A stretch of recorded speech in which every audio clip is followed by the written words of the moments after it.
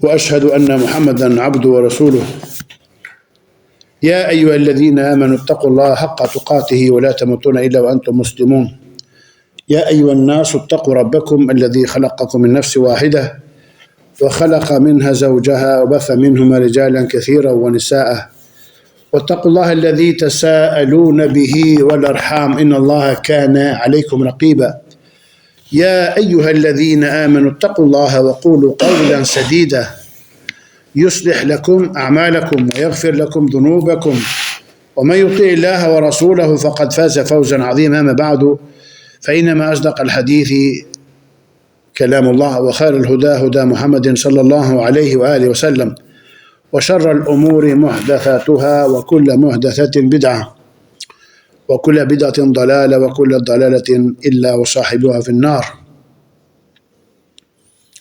أما بعد فإن خير الكلام ما قل ودل ولم يطل فيمل. اللهم إنا نسألك الصدق والإخلاص في القول والعمل. اللهم بارك لنا فيما رزقتنا وبارك لنا في علمنا وبارك لنا في أعمالنا وأعمارنا. اللهم إنا نسألك حسن الخاتمة والفوز بالجنة والنجاة من النار. Falënderojmë Allahun subhanahu wa taala me dashuri, me adhurim edhe për ulje. Atë lavdërojmë, ndihmë dhe falje vetëm prej tij kërkojmë. Atë që Allahu udhëzon dhe orienton në rrugën e drejtë nuk ka kush e humbet, atë që Allahu humbi nga rruga e drejtë nuk ka kush ta udhëzojë në të. Dëshmoj se nuk ka të adhuruar tjetër me drejtë pas Allahut i vetëm dhe i pa ortak. Dhe dëshmoj dhe deklaroj se Muhamedi është robi i Allahut dhe i dërguari i tij, me të qoftë lutja dhe shumë shpëtim madh i Allahut mbi familjarët, gratë, shokët e tij dhe gjithë ata që pasojnë sunetin dhe rrugën e tij me përpimëri deri në ditën e llogarisë. I dëgjuam 3 ajetet ku pejgamberi selam këshillonte për takvallah, pra për devotshmëri dhe frikë respekt.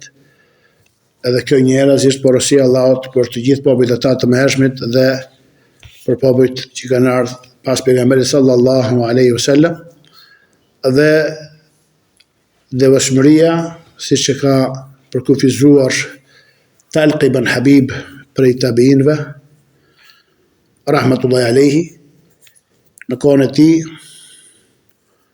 erdhën disa njerëz edhe ju ankuan Talq ibn Habibit nga padrejësia e të pruar e Hajjajit, ka qenë gjekatar, Hajjaj ibn Yusuf al-Thaqafi, Allah i dhënë atë që meriton, edhe u tha, shuajini sprovën ose rezistoni sprovës së tij me taqwa Allah. I tha, në ç'është taqwa Allah?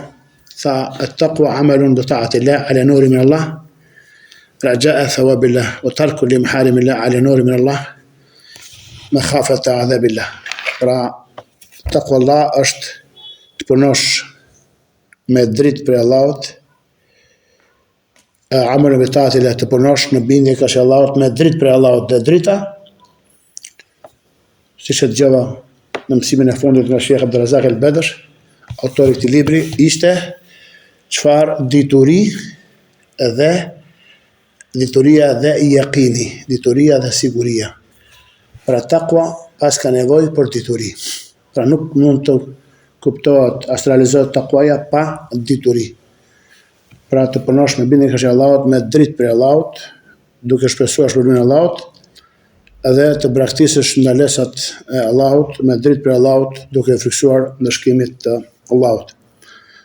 Mbas kësaj hapje shkurtër, kalojmë menjëherë tek mësimi ynë i radhës, mbas kësaj shkëputje, dhe sot do të komentojmë një hadith të bukur me tekst të pejgamberit selam, lutej duke thënë Allahumma ighfir li khati'ati wa jahli wa israfi, dhe deri në fund të këtij hadithi. Thotë Sheikh Abdulrazak al-Badr rahmetullahi alayhi sharh hadith Allahumma ighfir li khati'ati wa jahli wa israfi fi amri. Për cilë Bukhariu dhe Muslimi, pra siç e shohim shiku, Allahu e ruajt atë edhe ne, është përpjekur që në librin e tij pra të transmetoj hadithe që gjenden në Bukhari dhe në Muslim ose në njërin prej tyre të dyve, pra hadithe të sakta, dhe ky është prej amanetit të dijes. Thot Transmetojnë Bukhariu dhe Muslimi në dy saktet e tyre nga Ebu Musa al-Ash'ari radhiyallahu ta'ala anhu, ky ka qenë nofka e tij, i cili transmeton se pejgamberi sallallahu alaihi wasallam lutej duke thënë: Allahumma ighfir li khati'ati wa jahli wa israfi fi amri wa ma anta a'lamu bihi minni.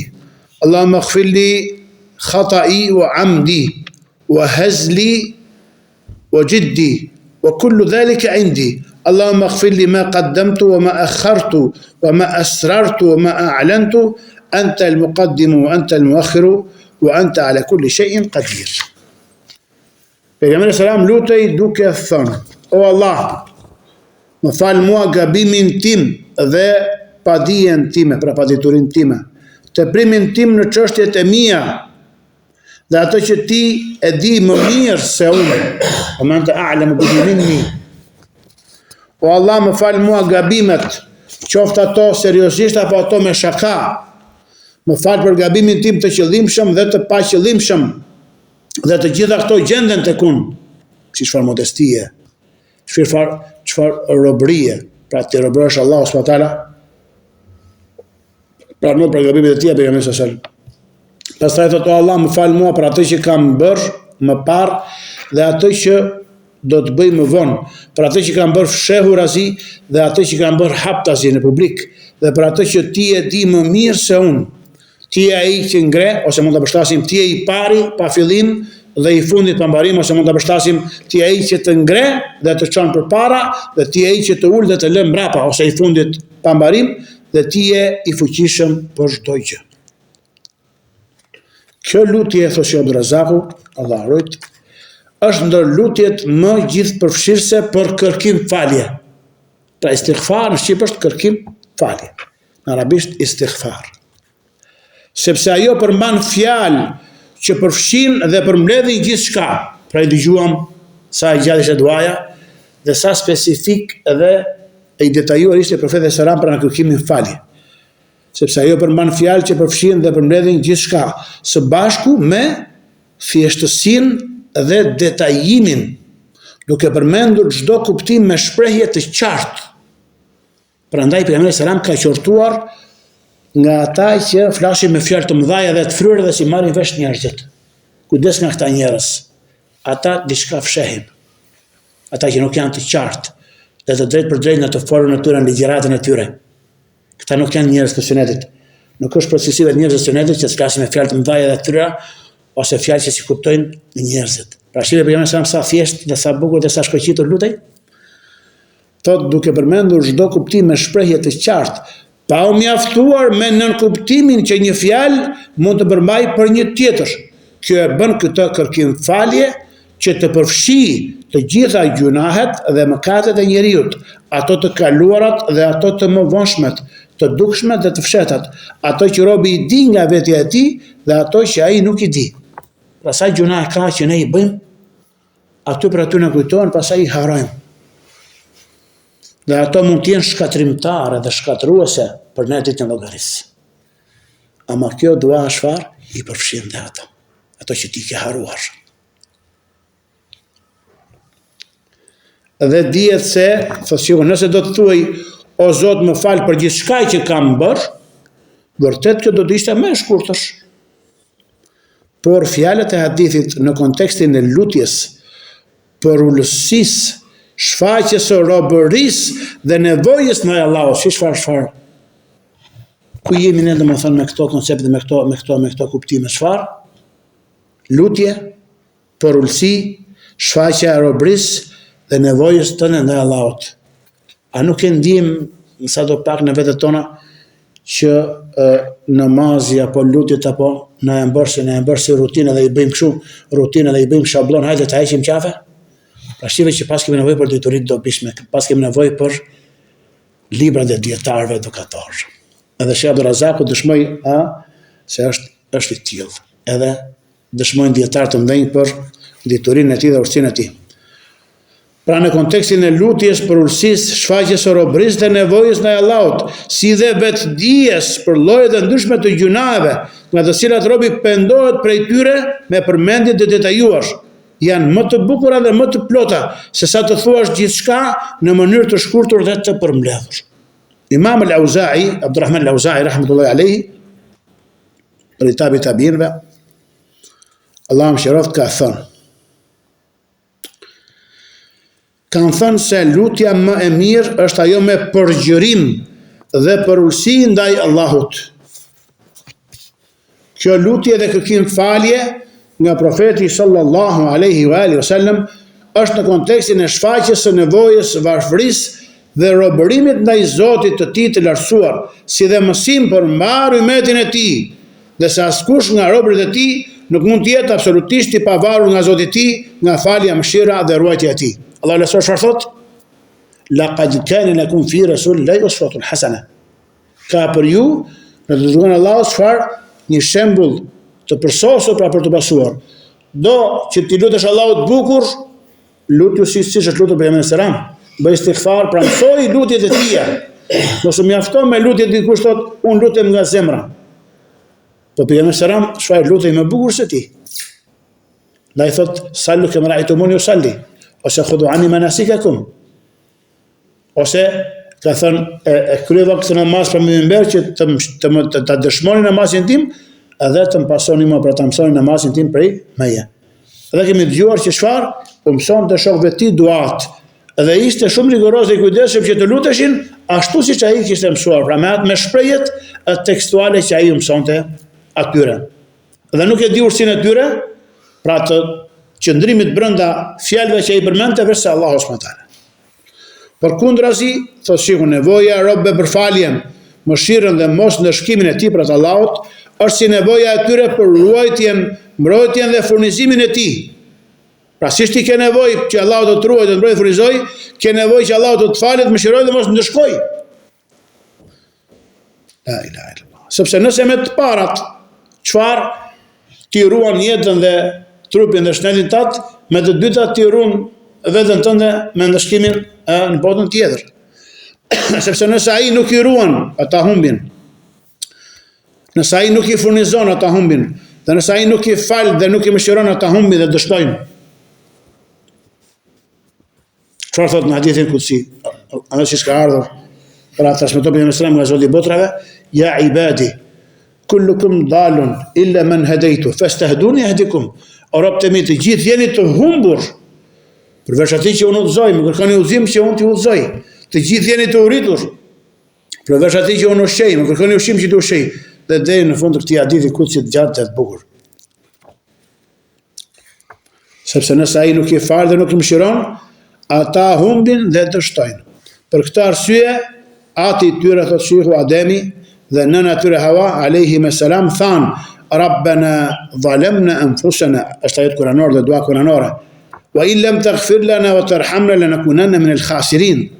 Zoti ynë, vërtet ne i bëm padrejsi vetes son, pra që pranuan padrejsi që bën. Ju afroan dhe hëngrën nga pema, që ka pandalur Allah subhanahu wa taala. Pa lejuar gjithçka të hanë dhe të pinë në xhenet dhe të kënaqen, përposhtë kësaj peme, ishte pema e sprovës. Thanë Zoti ynë, ne i bëm padrejsi vetes son, a nëse ti nuk na fal dhe nuk na mëshiron, vërtet do të jemi prej të humburve. Dhe kjo është gjendja e pasardhësve të tyre pas tyre.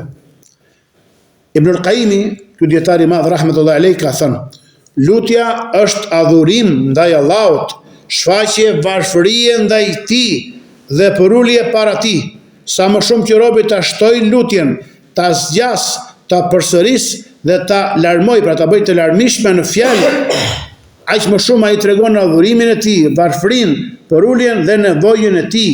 Dhe kjo gjë e afron më shumë tek Zoti i tij dhe ja shton atij shpërblimet. Ndryshe është puna me krijesat, sepse kur i kërkon shumë herë dikujt dhe ja përsërit atij kërkesat, ai mërzitet, rëndohet dhe të përshmon. A nuk ndodh kjo? Izhad fi dunya yuhibbuka an-nas. Ja, izhad fi dunya yuhibbuka Allah. Wazhad ma fi aydi an-nas yuhibbuka an-nas. I pa nevojshëm për dynjan të dojë Allahu, dhe i pa nevojshëm për atë që kanë njerëzit të duan njerëzit. Po kërkove, po u lype shumë njerëz çfarë? Tha, "Më mjaft se të provë." Kurse Allah subhanahu wa taala e kundërta.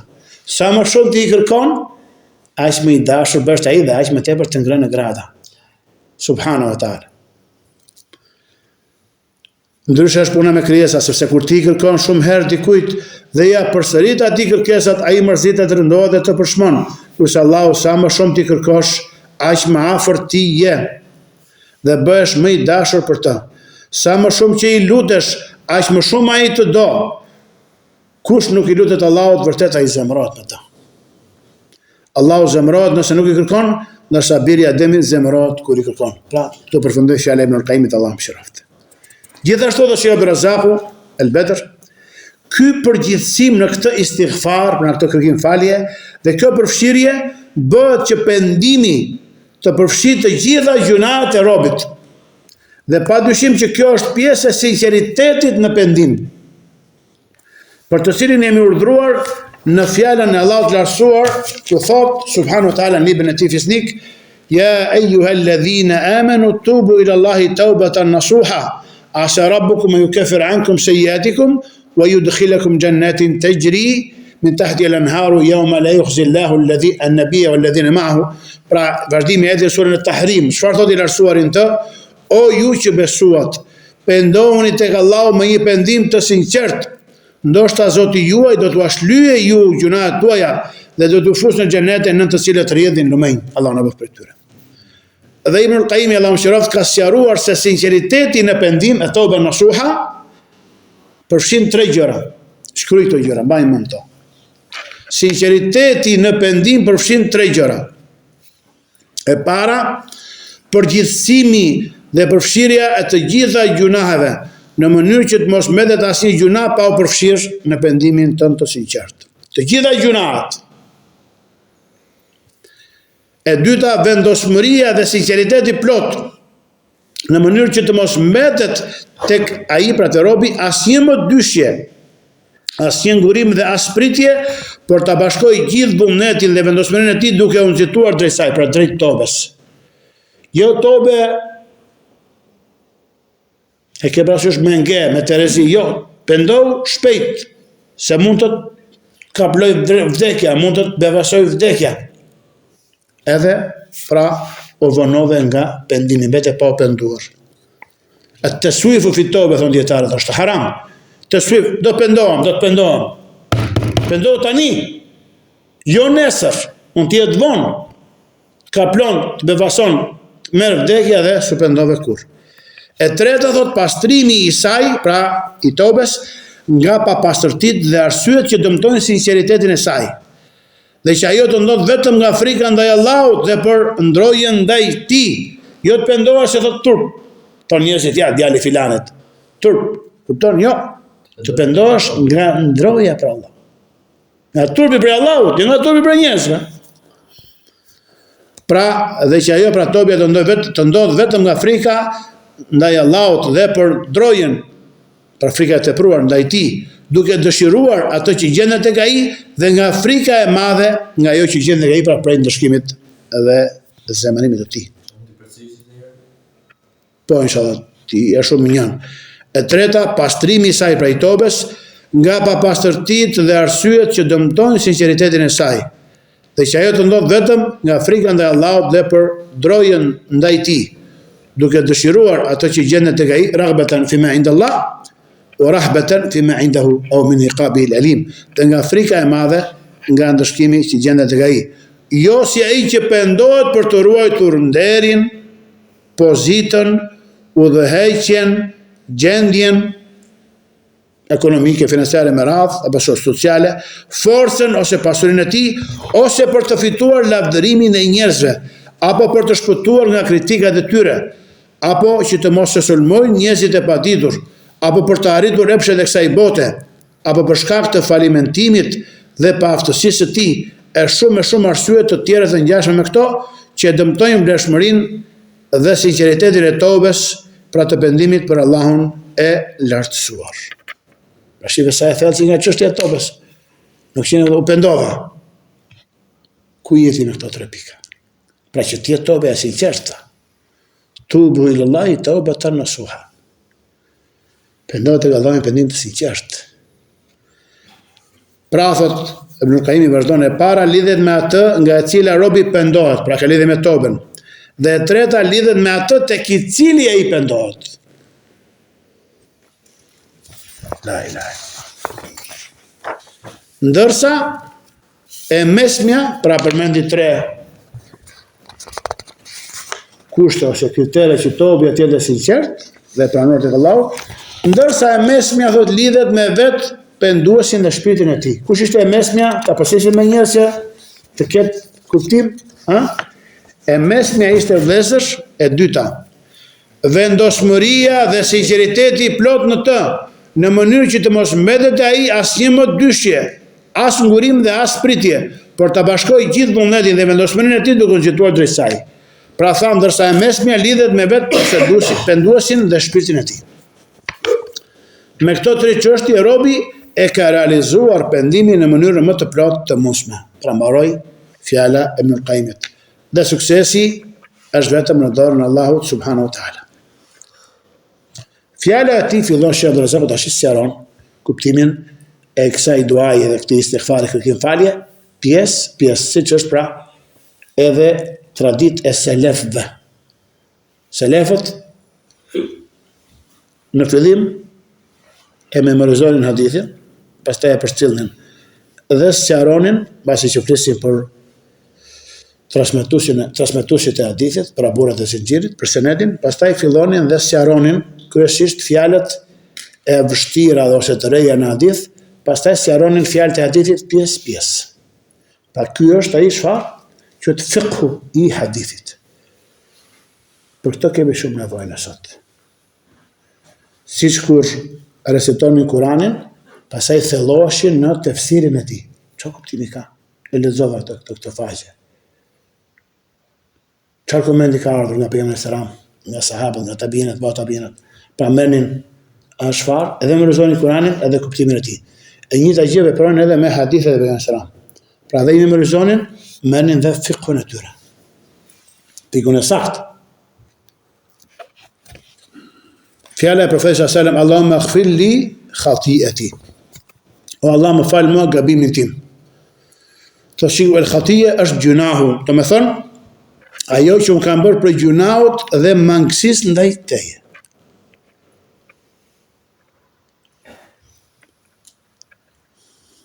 Pastaj thot, ighfir li khati'ati wa jahli.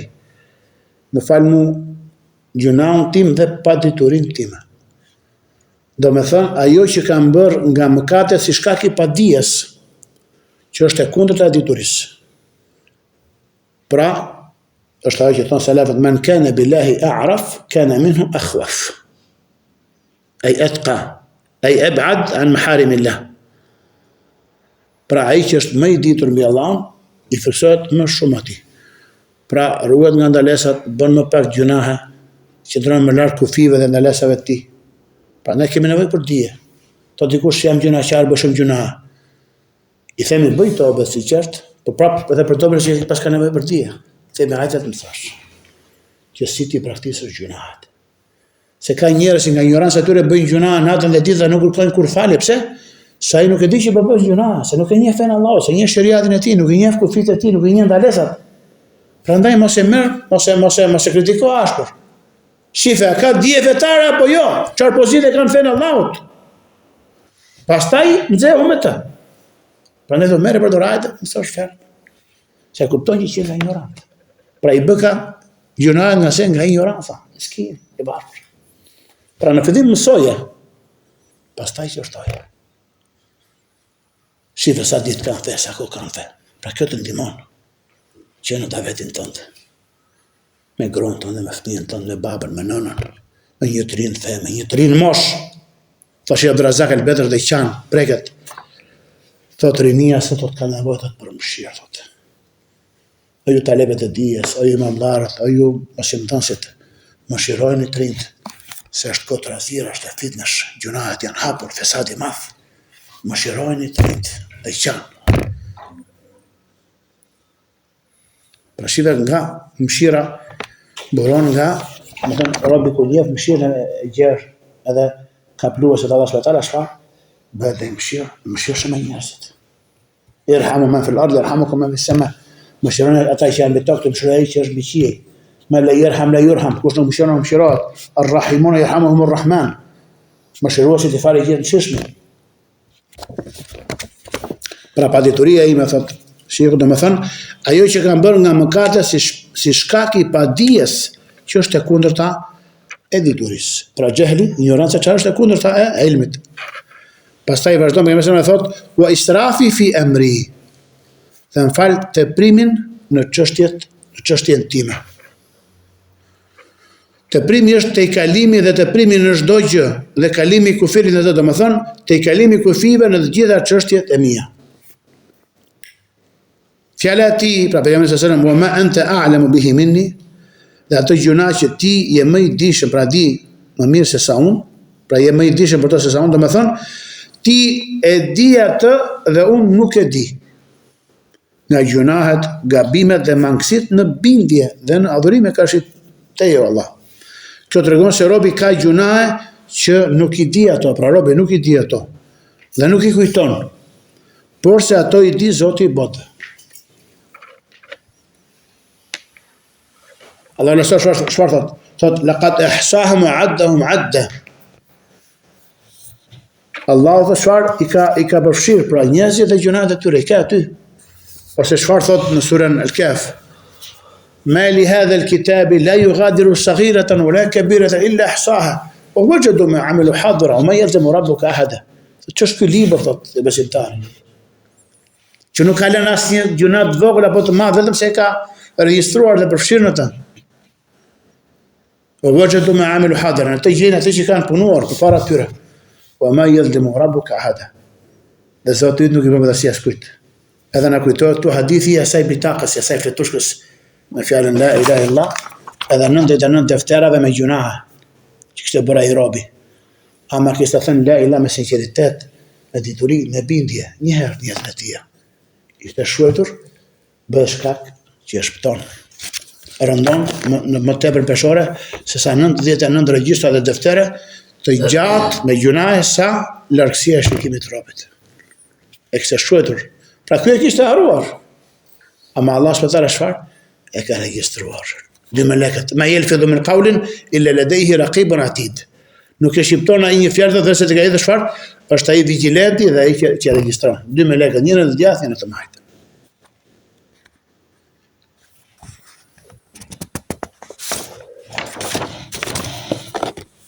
Fjala e tij sallallahu alaihi wasallam, Allahumma ighfir li jiddi wa hazli, o Allah, më fal mua gjunahet që i kam bërë seriozisht dhe ato që i kam bërë me shaka. Shakaja është e kundërta e seriozitetit, thotë Sheikhu.